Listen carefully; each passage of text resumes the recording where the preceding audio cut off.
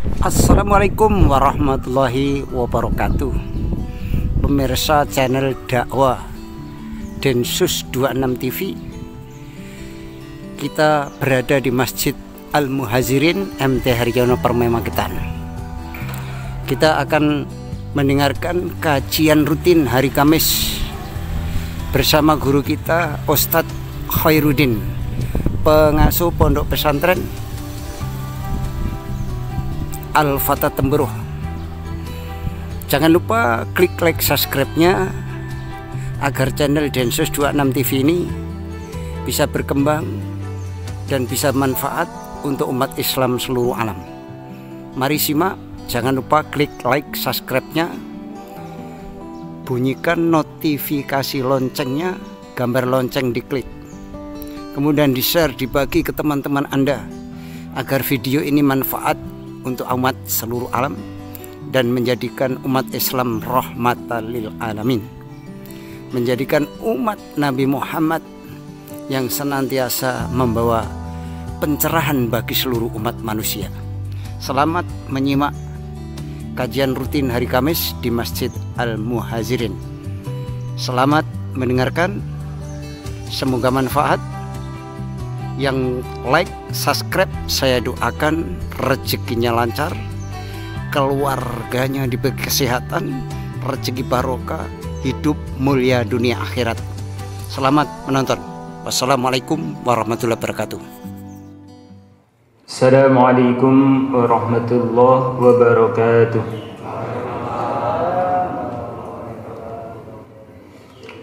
Nahmadullahi ta'ala wa nusalli wa nusallimu ala rasulihil karim, amma ba'd. Jamaah yang dimuliakan Allah subhanahu wa ta'ala, di hari-hari seperti ini seluruh umat Islam di seluruh penjuru dunia, mereka sedang merasakan kegembiraan yang sama. Karena hari-hari seperti ini adalah hari-hari untuk mengingatkan mereka dengan kekasih mereka, junjungan mereka yang mulia Nabi Agung Muhammad sallallahu alaihi wasallam. Sekarang kita sudah memasuki bulan Rabiul Awal, bulan kelahiran yang mulia Nabi Agung Muhammad sallallahu alaihi wasallam. Maka di seluruh penjuru dunia umat Islam, mereka semuanya menampakkan kegembiraan mereka dengan kelahiran beliau. Ada sebagian mereka memperingati kelahiran Nabi, mengungkapkan kegembiraan dengan memperbanyak membaca sholawat kepada beliau. Ada juga sebagian mereka membuat kajian-kajian, mengundang mubalik untuk menyampaikan kisah-kisah baginda Nabi untuk memupuk kembali kecintaan mereka kepada baginda Nabi.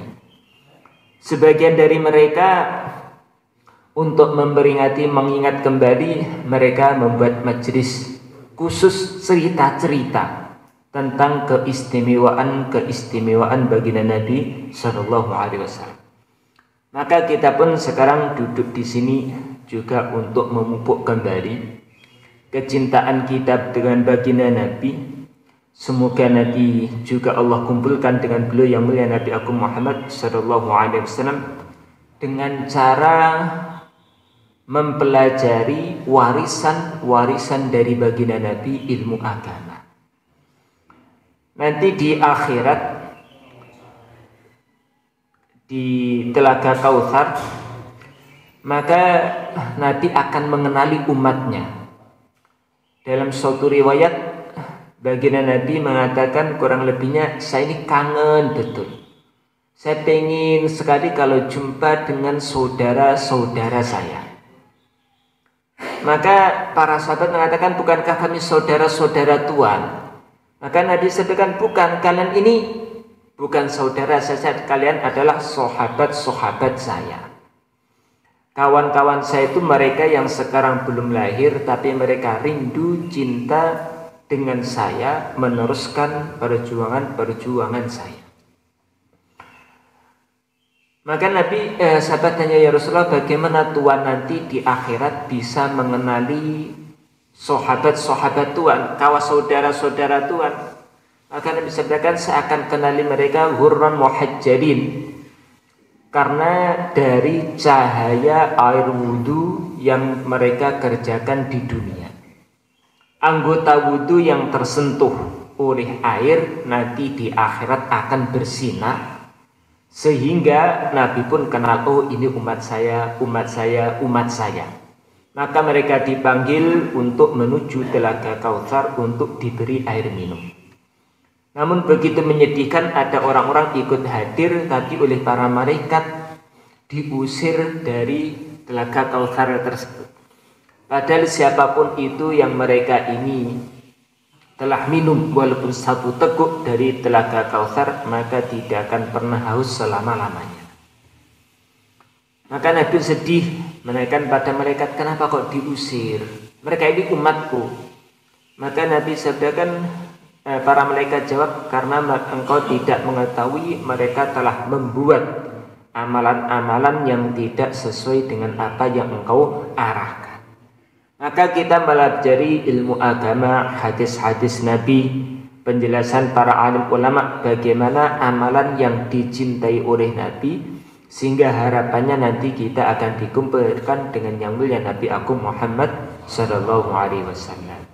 Ala hadhihi niyah wa ala kulli niyatin salihah. Al-Fatihah. Insyaallah kita lanjutkan mudzakarah kita masih seputar tentang sholat Jumat. Kemudian kita membahas sunnah-sunnah yang terkait dengan sholat Jumat. Di antaranya adalah mendengarkan sholat Jumat, khutbah Jumat dengan sungguh-sungguh, tidak ada ngobrolnya. Kemudian termasuk kesunahannya adalah at-tabkir, berangkat pagi-pagi. Termasuk kesunahannya adalah mandi dulu sebelum berangkat menghadiri sholat Jumat. Kemudian termasuk kesunahannya lagi masyian la rakiban lil hathi ala dhalika ma'a ghairihi fi hadithin rawahu ashabus sunan al-arba'ah. Termasuk sunnahnya itu ketika menghadiri sholat Jumat adalah dengan cara berjalan kaki. Antara naik kendaraan dan jalan kaki, naik kendaraan boleh, tapi yang lebih bagus adalah dengan cara berjalan kaki. Sebenarnya bukan sholat Jumat saja, sholat 5 waktu pun itu yang paling bagus adalah berjalan kaki. Karena riwayat-riwayat yang ada terkait dengan fadilah mereka yang menghadiri sholat itu menggunakan lafaz setiap langkah menghapus pahala, setiap langkah meninggikan derajat, setiap langkah menghapus dosa-dosa, menggunakan langkah. Kalau naik kendaraan boleh nggak? Boleh. Dapat fadilah nggak? Dapat. Tetapi fadilahnya tidak sama dengan mereka yang berjalan kaki. Maka pernah ada seorang sahabat, itu lumayan rumahnya agak jauh, tapi senantiasa ke masjid itu jalan kaki. Kawan-kawan yang pernah pergi ke Madinah merasakan bagaimana panasnya siang hari Madinah.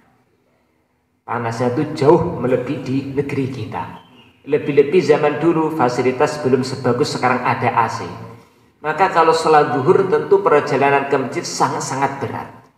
Maka ada kawannya itu ngasih nasihat, hala ishtaraita himaran, alangkah baiknya kalau kamu ini beli khimar. Tarkabuhu idza ataita ila shalah fi ramda wadh-dhulma. Nanti ketika kamu berangkat ke masjid di siang hari yang penuh panas atau di tengah kegelapan malam, bisa kamu naiki sehingga lebih nyaman.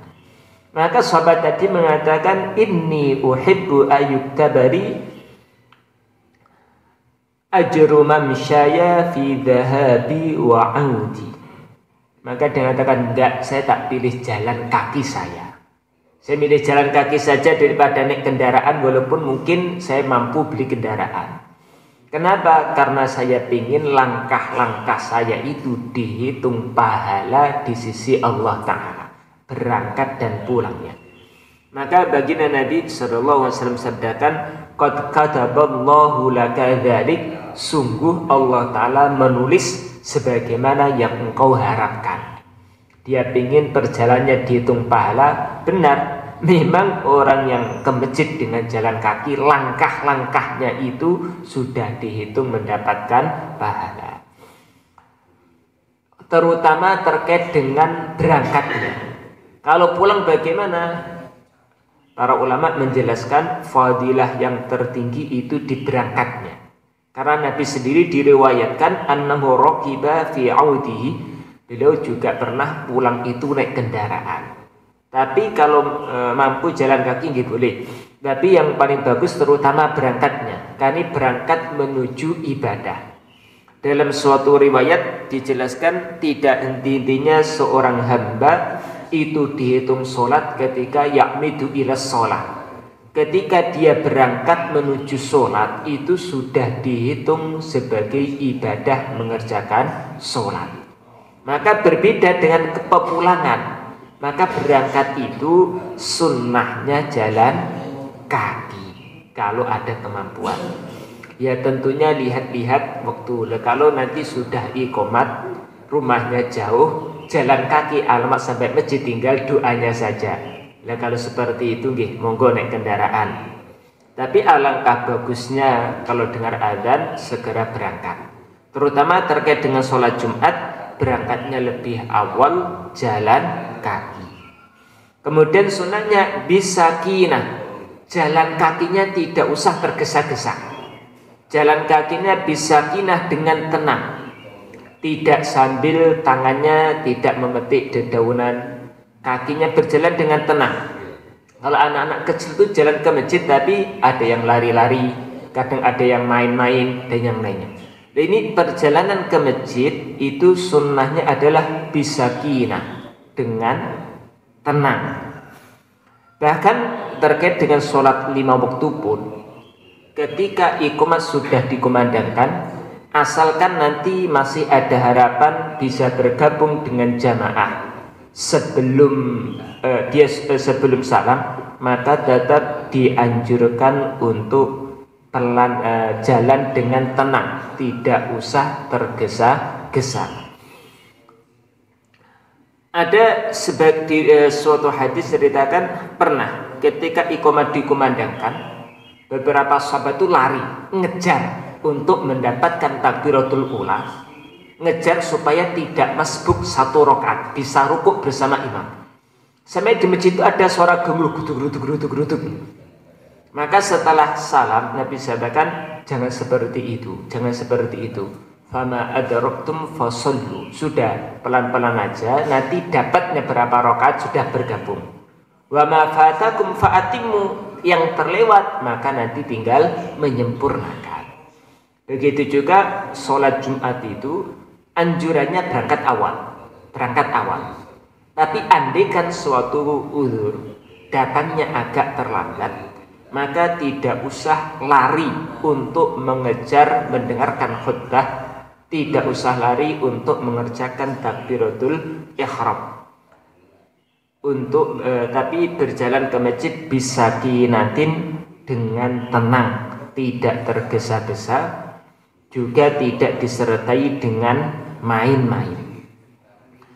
Wa ayyashtagila fi tariqihi wa hudurihi qabral khutbah bi qiraatil Qur'an aw dzikrin aw shalatin 'ala Nabi sallallahu alaihi wasallam. Dalam perjalanan dari rumah menuju masjid, selain dengan jalan kaki tenang tidak tergesa-gesa, para ulama mengatakan yang bagus itu adalah dalam perjalanan itu sudah disertai dengan bacaan Quran, dengan zikir atau membaca sholawat kepada baginda Nabi. Dalam riwayat Imam Muslim dikatakan fa inna ahadakum idza kana ya'midu ila shalah fa huwa fis shalah. Ketika seseorang itu ya'midu ila shalah, berangkat menuju salat, kana fis shalah, maka dia ini sudah dianggap mengerjakan sholat, sudah dihitung orang yang sholat. Orang itu ketika sholat bacaannya tidak lain kecuali bacaan Quran, kalimat-kalimat zikir, tasbihat dan yang lain, takbir, kemudian membaca sholawat kepada baginda Nabi. Ketika berangkat ke masjid itu sudah dianggap sholat dan bacaan sholat cuma antara zikir, sholawat atau baca Quran, maka bagusnya ketika dari rumah ke masjid kondisinya sama. Kondisinya hati, lisan sudah membaca Quran, sibuk membaca Quran, sibuk berzikir, atau sibuk membaca sholawat kepada baginda Nabi. Begitu juga ketika sudah sampai masjid sibuk seperti itu. Kecuali kalau sudah khotib naik ke mimbar, sudah mulai khutbah, maka semuanya aktivitas termasuk baca Quran, zikir, dihentikan semuanya, tawajuh untuk mendengarkan khutbah. Tapi sebelum khutbah dimulai, mulai dari rumah, anjurannya sibuk hal-hal tadi. Termasuk sebelum keberangkatan disunahkan ayatazayyana bi ahsani thiyabihi wa tibin. Dianjurkan untuk memakai pakaian yang paling bagus. Kalau warna putih itu yang paling bagus. Andaikan menghadiri sholat Jumat selain warna putih boleh tidak? Boleh. Tapi yang paling bagus warnanya putih. Nah, kalau ada baju yang lama dan baju yang baru, mana yang dipakai? Ahsan, yang paling bagus tentunya yang baru. Bukan baju barunya disimpan terus nunggu lebaran baru dikeluarkan, acara walimahan, undangan baru dikeluarkan. Selain itu disimpan. Enggak. Untuk hari Jumat bagusnya memakai pakaian yang paling bagus. Kemudian wati memakai wangi-wangian. Termasuk kesunahannya juga izalatul dzufar, memotong kuku. Ada suatu riwayat menjelaskan annan nabiyya sallallahu alaihi wasallam kana yaqlifu adfarah wa yaqussu syaribah yaumal jumu'ah qabla an yakhruja ila shalah. Termasuk kebiasaan baginda Nabi sebelum menghadiri sholat Jumat adalah yaqlimu adfarah, motong kuku. Potong kuku dulu. Kemudian wa yaqussu syaribah, mencukur kumisnya terlebih dahulu. Beliau kerjakan pada hari Jumat sebelum berangkat menghadiri sholat Jumat. Memang hadis yang barusan saya baca, para ulama mempermasalahkan derajat hadisnya. Akan tetapi hadis tersebut dikuatkan dengan kehidupan sahabat dan tabi'in. Secara tingkatan hadis memang tingkatannya agak lemah. Tetapi kehidupan sahabat, kehidupan tabi'in, mereka kalau hari Jumat sama seperti itu. Hari Jumat sebelum berangkat Jumatan, potong kuku dulu, kemudian cukur kumis terlebih dahulu, baru berangkat ke masjid. Sehingga pandangan para fuqaha mazhab Syafi'i tingkatannya bisa menjadi dihukumi, disunnahkan seperti itu. Terus cara potong kukunya bagaimana? Kalau secara hadis memang adanya umum. Nabi itu menyukai mendahulukan yang kanan daripada yang kiri dalam hal-hal yang baik. Maka potong jari kuku, jari tangan atau jari kaki juga sunahnya yang kanan dulu. Tangan kanan dulu, baru tangan kiri. Kaki kanan, baru kaki kiri. Mulainya dari mana? Para ulama di beberapa kitab yang masyhur ada dua pendapat. Yang pertama dari jari telunjuk kanan. Telunjuk, tengah, jari manis, kemudian jari kelingking, kemudian jempol kanan. Dilanjutkan jempol kanan, kemudian telunjuk terus sampai kelingking yang kiri. Yang kedua dari jempol dulu. Jempol kanan terus sampai kelingking, jempol kiri terus dari kelingking. Memang kalau secara riwayat hadis tidak ada hadis yang kuat yang bisa dijadikan dasar. Mungkin ada tetapi sanadnya dianggap lemah. Sehingga para ulama ini tidak sampai tingkatan sangat sunnah seperti kalau potong kuku tingkatan kesunahnya lebih tinggi daripada mengurutkan. Sehingga para ulama sekedar menyebutkan itu dianjurkan, tetapi banyak ulama yang enggak menyebutkan dasar hadisnya. Yang jelas kanan dulu baru yang kiri. Tapi andaikan caranya ngawur, tetap mendapatkan kesunahan potong kuku. Hanya saja kalau yang dijelaskan para alim ulama ada dua cara, dari telunjuk sampai ke kelingking diakhiri jempol, kemudian dari jempol terus sampai ke kelingking. Ini untuk tangan. Kalau kaki, dari jari manis kaki kanan urut terus sampai jempol, jempol ke kelingking. Dari kelingking sampai kelingking untuk kaki. Tapi kalau tangan, kanan dulu, bisa dari telunjuk, bisa dari jempol, ya ada dua cara. Para ulama mereka mengatakan, dikuatkan dengan beberapa riwayat hadis, anggota tubuh yang terpotong dari seorang manusia itu dianjurkan dikubur, bukan dibuang sembarangan. Manusia ini nanti ketika meninggal dunia, maka dia akan dimasukkan ke dalam liang kubur. Maka anggota tubuh yang terpotong dari diri dia, seperti mungkin kuku atau rambut, para ulama menganjurkan agar juga dikuburkan. Tidak seperti jenazah betulan, bukan berarti nanti dikafani, disolati, bukan seperti itu. Untuk memuliakan diri sendiri, memuliakan diri sendiri. Manusia itu ketika meninggal dunia dimakamkan. Bila anggota tubuh yang terpotong dari diri dia, kuku, rambut atau gigi, yang paling bagus ditimbun, dibuat galikan sendiri, kemudian ditimbun. Anjurannya seperti itu. Kalau dilanggar bagaimana? Ya nggak ada masalah. Ini sekedar arahan dari para alim ulama seperti itu. Menurut penelitian ahli kesehatan para tabib zaman dulu, kalau kuku itu dipotong, mereka menganjurkan habis potong kuku itu segera dicuci. Habis potong kuku segera dicuci. Karena menurut penelitian para tabib-tabib yang kuno dulu, ketika habis potong kuku, bekas-bekasnya itu ada semacam penyakit. Kalau seseorang habis potong kuku nggak dibersihkan dulu, langsung garuk-garuk, itu bisa menimbulkan penyakit. Kalau dulu namanya baros, semacam penyakit belang.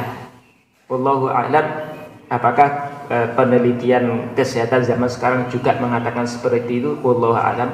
Tapi di kitab-kitab para fuqaha merujuk kepada para tabib-tabib yang ada waktu itu, mereka ngasih nasihat habis potong kuku langsung dicuci. Kenapa? Langsung dibasuh. Karena pengalaman mereka, hasil penelitian, kalau langsung menggaruk tanpa dibersihkan dulu, dibasuh dulu, dikhawatirkan nanti orangnya akan terkena penyakit baros atau lepra, bilang, penyakit bilang. Termasuk kesunahan di hari Jumat adalah ayyaqra'al kahfa yaumaha wa lailataha. Disunnahkan membaca surat Al-Kahfi. Waktunya kapan? Malam hari atau siang hari? Riwayat yang mengatakan malam hari itu ada, riwayat yang mengatakan siang hari ada. Sehingga para fuqaha mereka berpendapat kesunahannya itu bukan hanya pertama sunnah. Yang paling bagus malam hari baca, siang hari juga baca. Malam hari baca, siang hari juga baca. Kalau nggak mampu, ya monggo. Malam hari saja dapat pahala kesunahan, siang hari saja juga dapat pahala kesunahan. Tapi kalau mampu dua-duanya sangat bagus. Karena riwayatnya itu memang juga ada dua-duanya. Riwayat pertama, man qara'a suratal kahfi fi yaumil jumu'ah adha'a lahu minan nur ma bainal jumu'atain. Barang siapa membaca surat Al-Kahfi yaumal jumu'ah, yaum diartikan hari, berarti mulai terbitnya matahari sampai terbenamnya matahari itu namanya yaum, hari. Fadilahnya apa? Adha'a lahu minan nur ma bainal jumu'ah, maka Allah Ta'ala akan menerangi dia mulai hari Jumat itu sampai Jumat berikutnya, antara dua Jumat. Menerangi itu bagaimana maknanya? Apakah dia nampak bersinar? Para ulama punya beberapa pemahaman. Di antara yang pertama, ghufirallah, Allah Ta'ala akan mengampuni dia. Loh, maksudnya bagaimana? Diterangi kok diampuni bagaimana? Karena ada suatu riwayat menjelaskan kalau seseorang itu maksiat maka akan ada titik hitam di hati dia. Maksiat lagi timbul titik hitam di hati dia. Maksiat lagi titik hitam. Maka hati itu terus gelap hitam. Dan ketika seseorang itu membaca surat Al-Kahfi, Allah Ta'ala akan menerangi. Berarti cahaya hati yang tadi gelap gulita kembali terang. Gelapnya kenapa? Karena dosa. Kemudian jadi terang. Di antara maknanya berarti dosa-dosanya diampuni Allah sehingga hati kembali menjadi terang. Sebagian mengatakan bukan seperti itu nanti mengisahkan di akhirat. Bukan di dunia, di akhirat nanti aktsara lahu tsawab fi yaumil qiyamah. Maknanya nanti di akhirat itu orang yang membaca surat Al-Kahfi dapat pahala yang sangat banyak sehingga nanti dia akan nampak bersinar. Enggak orang-orang tahu, oh ini loh, itu kok cahayanya begitu terang tuh siapa? Itu orang yang dulu di dunia rajin membaca surat Al-Kahfi setiap hari Jumat. Ada riwayat yang lain menjelaskan waktunya malam. Man qara'a surat Al-Kahfi lailatal jumu'ah. Barang siapa membaca surat Al-Kahfi pada malam Jumat. Bukan hari Jumat tapi malam Jumat. Adha'a lahu minan nur ma bainahu wa bainal baitil atiq. Maka Allah Ta'ala akan menerangi antara dia dan Baitullah Al-Atiq, Ka'bah Al-Mukarramah. Kalau zahirnya hadis akan ada cahaya yang sambung dari Mekah Al-Mukarramah di Ka'bah sana sambung kepada hati dia. Wallahu alam apakah memang zahirnya hadis, karena zahirnya hadis seperti itu. Para ulama juga memahami ya memang seperti itu. Di alam ghaib nampak ada sinyal sambung, cahaya yang sambung mulai hati dari Ka'bah sampai ke dia. Ka'bah itu adalah sumber barokah, pusatnya barokah. Maka orang yang hatinya itu sambung dengan Ka'bah, maka nanti juga dapat barokahnya Ka'bah. Di muka bumi ini tempat yang paling barokah adalah Ka'bah. Kalau seseorang itu sambung rohaniyahnya dengan Ka'bah, maka nanti juga akan dapat barokah dari Ka'bah. Dalam suatu riwayat baginda Nabi sallallahu alaihi wasallam sabdakan, "Inna min afdhali ayyamikum yaumal jumu'ah." Hari yang paling utama itu adalah hari Jumat. Fa'aktsiru minas sholati alayya fihi. Nabi ngasih nasihat, aktsiru perbanyaklah membaca sholawat alayya ke atas saya fihi dalam hari tersebut. Faman shalla alayya sholatan sallallahu alaihi biha asyran. Orang yang membaca sholawat kepada Nabi sekali saja, maka Allah Ta'ala akan membalasnya sebanyak 10 kali. Sekali sholawat dibalas 10. Berarti kalau 10 sekali sholawat dibaca 100. Kalau 100 dibalas 1000. Maknanya makin banyak makin bagus. Nabi ngasih nasihat, aktsiru, perbanyaklah membaca sholawat ke atas saya pas hari Jumat. Ada riwayat yang memang membaca sholat pada Nabi secara umum walaupun di luar hari Jumat ada fadilah tersendiri. Inna awalan nasi bi yaumal qiyamah aktsaruhum alayya sholatan. Yang paling dekat dengan saya pada hari kiamat adalah yang paling banyak membaca sholawat. Tapi untuk hari Jumat Nabi ngasih nasihat khusus, Aksiru, untuk kita memperbanyak sholawat khususnya pada hari Jumat. Wallahu a'lam. Mungkin sebelum dilanjutkan ada 1-2 pertanyaan nggih, monggo.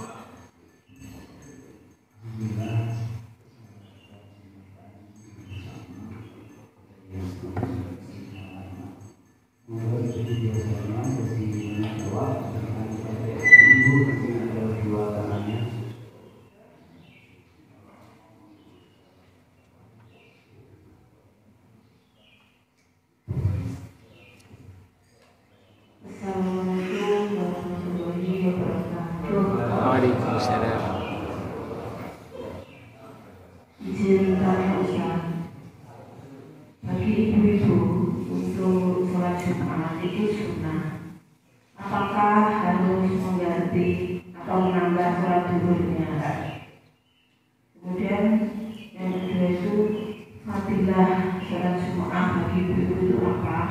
Karena kok motivasinya ini masih berkurang. Terima kasih, itu saja Ustaz. Assalamualaikum warahmatullahi wabarakatuh.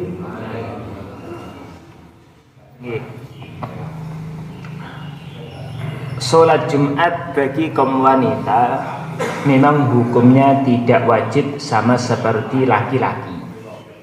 Kalau laki-laki sholat Jumat itu wajib, tapi kalau kaum wanita tidak wajib sholat Jumat. Kalau sholat Jumat hukumnya sah dan tidak perlu mengulangi lagi dengan mengerjakan sholat zuhur. Kalau hari Jumat siang itu kewajibannya cuma salah satu dari dua, antara sholat Jumat atau sholat zuhur. Kalau sudah sholat Jumat yang sah, maka tidak perlu sholat zuhur. Bagi mereka khususnya kaum wanita, karena sholat Jumat itu tidak wajib, berarti ya mengerjakan ketika sholat Jumat nggak wajib, berarti boleh alias tidak dosa kalau tidak Jumatan. Tidak dosa kalau tidak Jumatan. Ketika dia nggak mengerjakan Jumatan, ya berarti mengerjakan sholat zuhur. Para ulama memberi nasihat khususnya kaum wanita, karena Jumatan nggak wajib, ketika dia tidak hadir sholat Jumat, mengerjakan sholat zuhur sendirian di rumah, maka disunahkan takjiluha, bersegera mengerjakan sholat zuhur. Karena sholat itu yang paling bagus dikerjakan di awal waktu. Maka bagi yang tidak wajib Jumatan, ibu-ibu yang enggak sholat Jumat, zuhurnya di awal waktu. Kalau sholat Jumat, hadir sholat Jumat, berarti tidak wajib mengulang lagi dengan sholat zuhur. Apakah ada fadilah khusus bagi kaum wanita untuk menghadiri sholat Jumat? Melihat riwayat-riwayat yang ada itu umum hadisnya. Jadi barang siapa menghadiri sholat Jumat, kalau dalam ilmu bahasa Arab kata-kata man, barang siapa, ini umum, ditujukan kepada siapapun yang hadir, baik laki-laki maupun perempuan, orang tua ataupun anak muda, sehat maupun sakit. Memang orang yang sakit tidak wajib Jumatan, tapi kalau dia nekat berangkat Jumatan, tetap mendapatkan fadilah-fadilah yang dijanjikan Nabi bagi orang yang hadir Jumatan. Hanya saja kalau mereka tidak hadir, tidak berdosa. Ya ayyuhalladzina amanu idza nudiya lis-sholati min yaumil jumu'ah fas'au ila dzikrillah wa dzarul bai'. Wahai orang-orang iman, bila telah dikumandangkan azan Jumat yang mau khutbah itu, maka fas'au ila dzikrillah, bergegaslah kalian untuk menghadiri sholat Jumat, wa dzarul bai', tinggalkanlah transaksi jual beli. Maka para ulama berdasarkan ayat ini mengatakan, bagi mereka yang wajib Jumatan, kalau sudah dikumandangkan azan, wajib segera berangkat ke masjid. Tidak boleh mengerjakan aktivitas yang mengganggu keberangkatan ke masjid, seperti jual beli. Maka kaum laki-laki yang memang enggak ada uzur, sakit dan yang lain, bukan musafir, kalau sudah dengar azan Jumat wajib berangkat langsung. Kok masih melanjutkan jual beli, dianggap melanggar syariat, berdosa. Berbeda dengan kaum wanita, karena memang tidak wajib Jumatan, maka andaikan tidak berangkat Jumatan tetap di toko jualan tidak dosa. Tetapi nggak boleh ladeni. Kalau pembelinya laki-laki yang wajib Jumatan, jangan diladeni. Datang mau beli Jumatan, berangkat aja Jumatan sana. Kalau memang dia wajib Jumatan. Tapi kalau musafir memang ada rukhsah keringanan, tidak wajib menghadiri sholat Jumat. Beda kalau musafir. Tapi kalau bukan musafir, maka dia wajib Jumatan. Maka memang ibu-ibunya nggak wajib Jumatan. Tapi kalau pembelinya itu laki-laki yang wajib Jumatan, kok dia ladeni, sama saja membantu orang berbuat maksiat, dapat ketularan dosanya juga. Wallahu a'lam. Okay. Yang pertama terkait dengan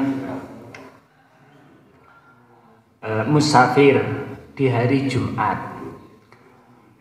Musafir seperti apa yang dapat rukhsah untuk tidak sholat Jumat? Di kitab-kitab para fuqaha, para alim ulama ahli fikih, bidangnya fikih, menjelaskan musafir yang dapat rukhsah untuk tidak Jumatan, musafir yang memang secara pandangan syariat bukan safar-safar yang haram. Maknanya safar yang boleh, tidak harus sampai tingkatan safar wajib atau sunnah. Safar-safar yang memang tidak dilarang dalam agama, itu nanti boleh untuk tidak Jumatan.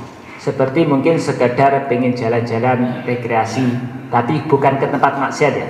Rekreasi yang memang mungkin sekedar lihat kebun binatang dan yang lain. Tapi kalau rekreasi cari ke pantai-pantai yang di sana banyak manusia belum menutup aurat sengaja, pengen lihat orang-orang yang luar yang nggak pakai baju di luar sana seperti apa. Nah kalau seperti itu safar yang nggak diperbolehkan dalam agama.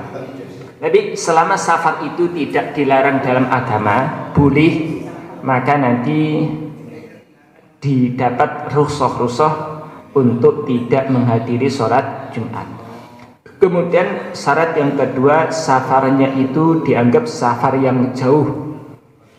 Kurang lebih kalau dalam mazhab Syafi'i 2 marhalah, 80 kilo, atau lebih hati-hati 85 kilo. Kalau ulama mazhab Hanafi bukan 2 marhalah, 3 marhalah, 120 kilo kurang lebih. Tapi kalau ulama mazhab Syafi'i mereka mengatakan 80 kilo alias 2 marhalah.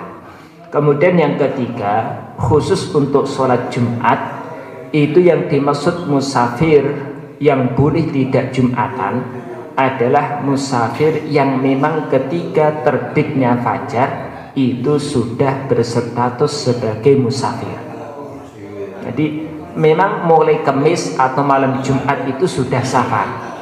Bukan ini jelas hari Jumat jam 10 pagi malah sengaja safar.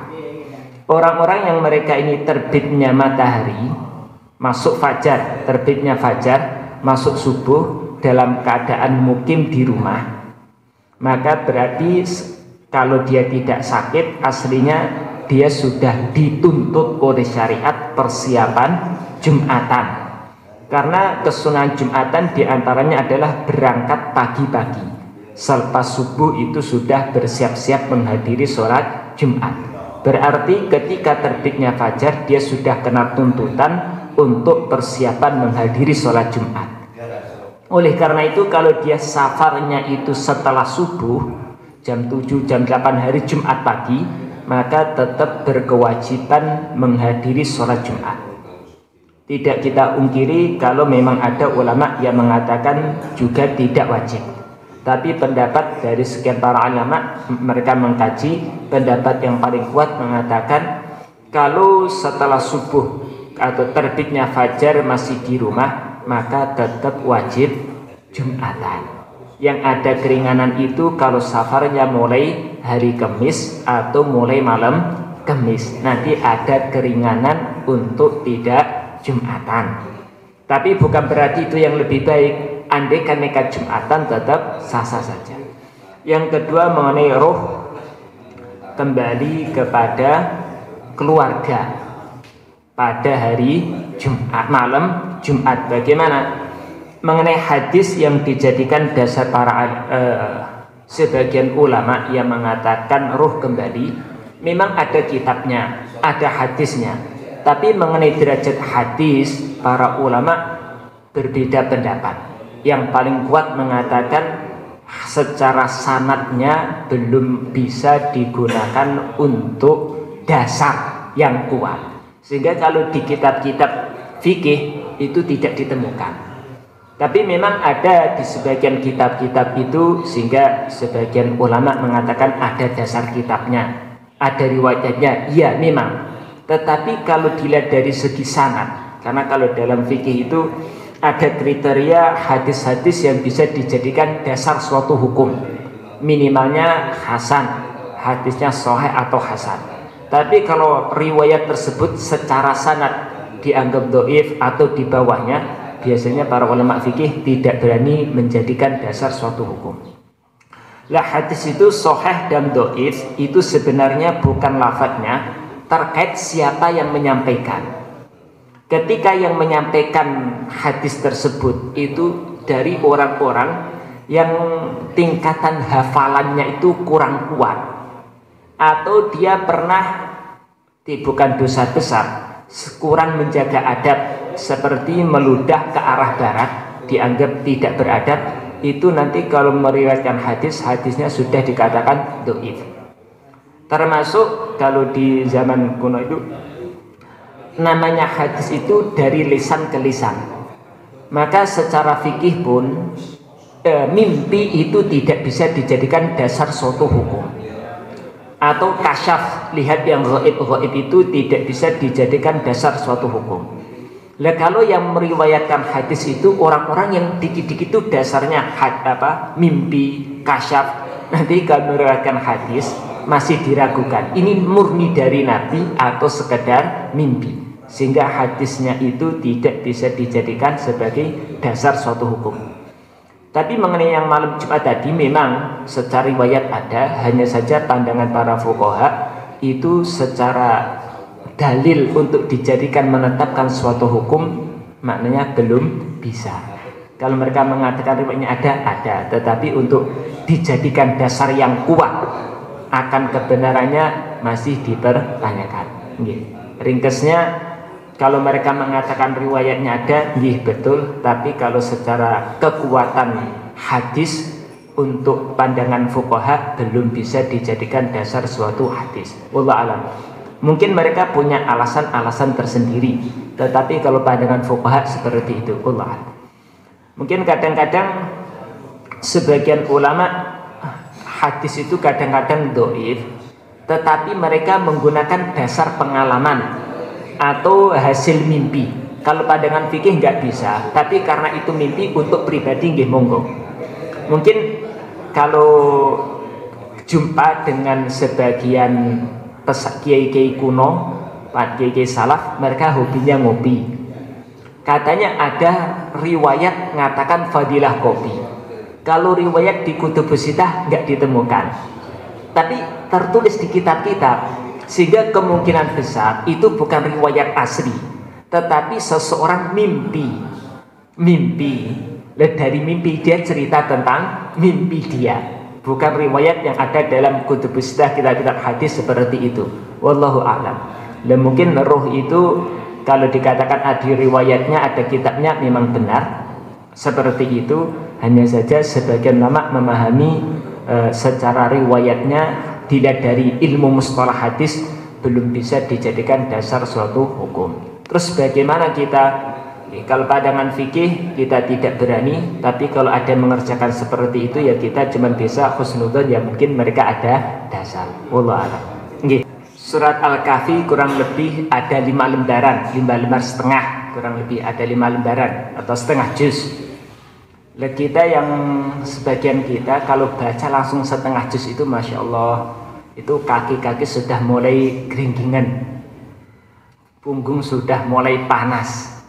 Itu seumpama dicicil setiap waktu sholat 1 lembar. Maghrib itu sudah mulai malam Jumat, habis maghrib dapat 1 lembar. Isyaknya nanti 1 lembar. Tahajudnya 1 lembar. Nanti subuh 1 lembar, sebelum Jumatan 1 lembar, genep selesai. Lah apakah itu juga dapat fadilah tentang kesunahan membaca surat Al-Kahfi? Nggih, sudah mendapatkan. Sudah mendapatkan. Tidak harus dalam satu majelis. Diandekan dicicil juga diperbolehkan. Tetap dapat. Tadi kita bahas tentang kesunahan jalan kaki. Karena rumahnya jauh, akhirnya nanti berkeringat. Kalau keringat mengganggu jamaah yang lain. Terus yang pertama terkait dengan jamaah yang tengah-tengah sholat, tiba-tiba ada orang datang, baunya itu Masya Allah, yang di sampingnya sudah mau pingsan. Bagaimana ini? Kalau itu sholat fardu, sholat Jumat itu fardu, sholat zuhur dan yang lain tetap tidak boleh membatalkan. Tetap nggak boleh batal. Kalau sholat fardu, ibadah fardu tidak boleh dibatalkan. Tapi kalau itu belum sholat fardu, baru sholat sunnah, maka boleh dibatalkan. Terus kalau dia ditahan, ngempet, ini pusing mau pingsan bagaimana? Nanti boleh untuk membatalkan. Hukum asli selama masih bisa ditahan, karena ini sudah terlanjur masuk dalam sholat, maka ya harus ditahan. Tetapi sekiranya ditahan nanti dia sudah pusing, mau pingsan, sudah nggak tahan, karena nanti perut mual sampai tingkatan seperti itu, karena kebetulan memang fisik dia nggak kurang sehat, dipaksa sholat, ternyata di sampingnya ada orang seperti itu. Karena kondisi dia kalau dipaksakan bisa muntah dan yang lain, maka boleh untuk membatalkan. Ya, tingkatan terganggunya seperti apa dulu. Prinsip asli selama masih bisa ditahan, tapi kalau nggak mampu maka diperbolehkan. Tapi untuk orangnya sendiri yang paling bagus jalan kaki atau tetap naik kendaraan supaya menjaga aroma tubuh. Kalau terjadi pertentangan, karena ada riwayat juga ada beberapa sahabat itu makan bawang mentah sehingga bau mulut itu tidak sedap. Maka oleh Nabi jangan masuk masjid dulu sampai baunya hilang baru masuk masjid untuk menjaga.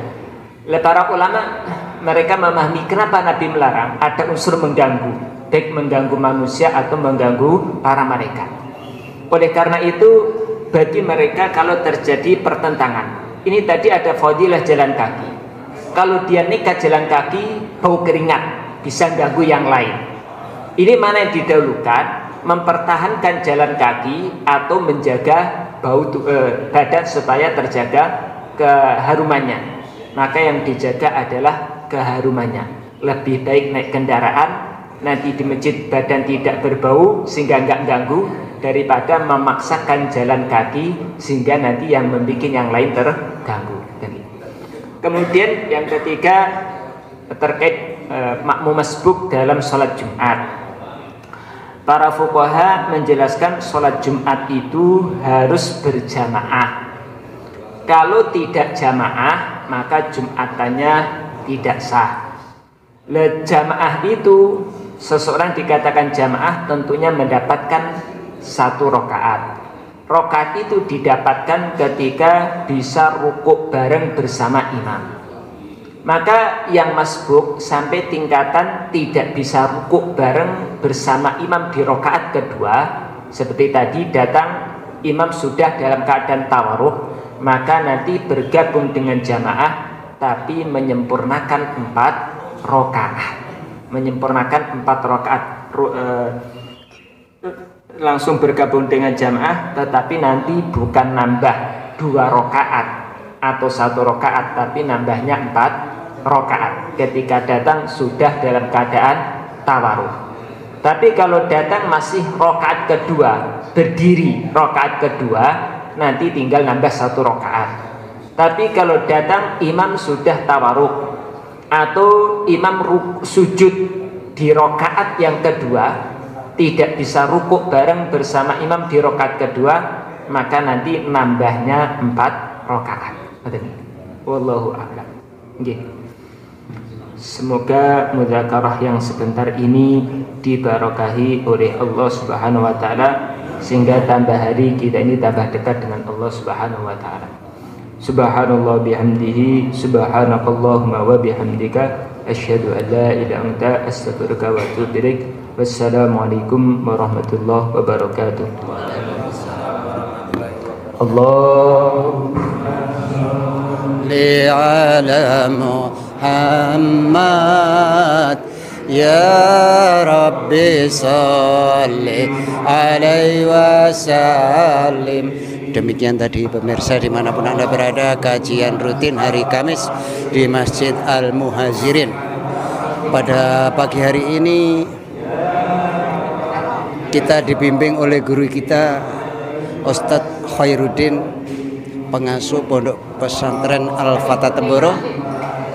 Mudah-mudahan apa yang telah disampaikan menjadi ilmu yang manfaat bagi diri kita untuk meningkatkan iman yakin kita kepada Allah Subhanahu wa taala, sehingga menjadi umat Islam yang betul-betul mengamalkan agama sesuai dengan apa yang dicontohkan diajarkan baginda Nabi Muhammad SAW. Mudah-mudahan semuanya yang hadir maupun yang nonton di channel dakwah Densus 26 TV ini bisa mengambil hikmah dan manfaat sehingga kita menjadi orang-orang yang dapat ridha dan rahmatnya Allah Subhanahu wa taala. Pemirsa dimanapun Anda berada, jangan lupa untuk klik like, subscribe-nya di channel Densus 26 TV ini. Densus 26 TV adalah kepanjangan dari pendidikan dai khusus Ahlus Sunnah wal Jamaah, dan segala aliran berkumpul bertemu di sini. Di sini jamaahnya meliputi An-Nahdiyah, Muhammadiyah, NU, PKS, LDI, MTA jadi satu, sehingga kita jaga kerukunan untuk senantiasa menjadikan umat Islam rahmatan lil alamin. Pemirsa dimanapun Anda berada, jangan lupa yang dekat di wilayah Kabupaten Magetan merapat di Masjid Al-Muhazirin, Jalan MT Haryono, Kelurahan Kepolorjo, Kecamatan Kabupaten Magetan. Selanjutnya dilanjutkan sholat Isrof dan akan dilanjutkan dengan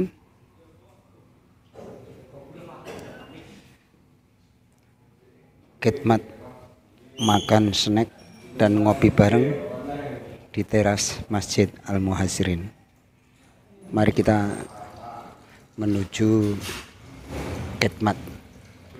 Pemirsa dimanapun Anda berada, channel dakwah Densus 26 TV, setelah ngaji kita ngopi bareng, kemudian makan soto, gulai, sate. Ini supaya tetap semangat di dalam menjalankan dakwah, sehingga kita menjadi umat Islam yang betul-betul menjalankan dan mengamalkan agama sesuai dengan yang diajarkan oleh baginda Nabi Muhammad SAW. Pemirsa dimanapun Anda berada, demikian dilaporkan dari Masjid Al-Muhazirin, pengajian rutin tiap hari Kamis ba'da sholat subuh. Semoga manfaat. Sekali lagi jangan lupa untuk klik like, subscribe-nya, sebarkan ke teman-teman Anda agar channel ini bisa berkembang dan bermanfaat untuk umat selalu alam. Wassalamualaikum warahmatullahi wabarakatuh.